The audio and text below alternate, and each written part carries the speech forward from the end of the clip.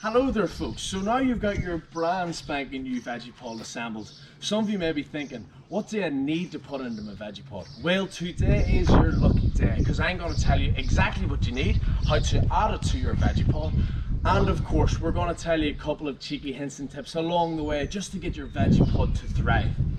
But before we start planting this out, there's a couple of things that I want you to consider. First and foremost, the most important thing to remember, well, you know that big bright burning ball in the sky? Well, unlike us ginger skinned folk, the more sunlight your veggies get, the happier that they will be. And happy veggies equals delicious, nutritious veggies. So get them into that sun trap on your garden and you're halfway there. Oh, speaking of sun, I think I need to get some more sun cream. Well, now that's done, something to remember. If you are placing your Vegepod on the lawn like I am, put stoppers under the legs because this will stop your Vegepod from sinking into the grass. Unless you're placing it on a hard surface, because when this Vegepod is filled, it is heavy. So remember, just choose your spot carefully. So now I've got all my wee stoppers in place. It's always best to keep your Vegepod as level as possible because this means that the excess water can flow out of your overflows easily. Happy days. So now we're going on to what I'm going to fill my Vegepod with. If only I had everything here that I need.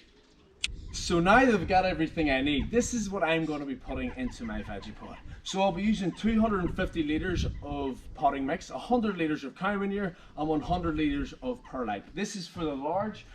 For the other sizes you can consult the website.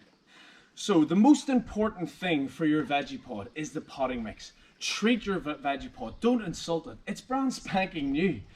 Get the high quality potting mix and then that will keep your veggies happy and bursting with flavour and nutrients for you and your family. Next is the manure or the fertilizer, and this will give your veggies that wee boost and the kickstart that they deserve. And then finally, move on to the perlite. This is by no means essential, but we highly recommend it as it is great for your Vegepod. Okay guys, so let's show you how best to add your perlite and why we do recommend it. So first of all, we'll pour a layer into your Vegepod and fill all of the wicking wells. Just make sure that all the holes are filled. If you cover your base so you can't see the black of the pods, or that will be about a hand thickness, should do that. So there are a few reasons why we use perlite. First, it stops the silt of the soil going into your water reservoirs. It is porous, but it doesn't hold too much water, which is actually perfect for us because we actually have a wet wicking bed anyway. And then it also really helps that wicking process by drawing the water up towards your plant roots and really helps your wicking beds do their jobs. So guys, now we're going to start adding our potting mix and our fertilizer, okay?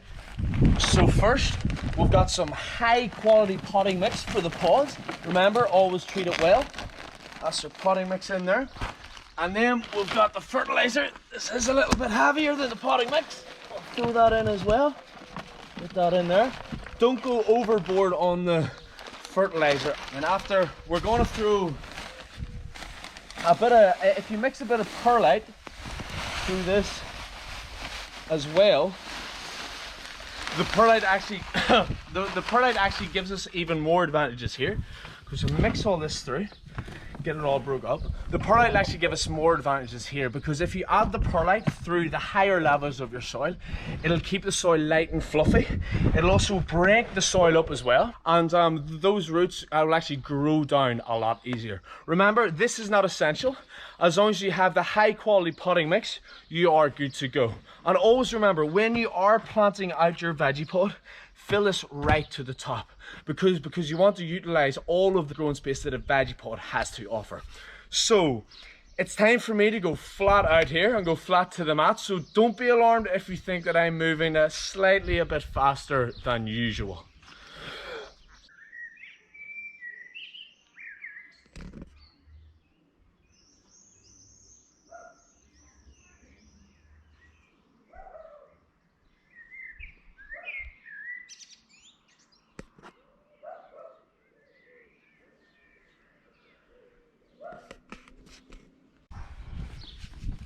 Whew, flippin' heck. Well, there you have it, guys. That is your Vegepod all done and all ready to grow your 100% organic vegetables. And I don't know about you, but I'm absolutely exhausted. I think I might just go for a wee nap. But before that, remember, it's always better to grow your food.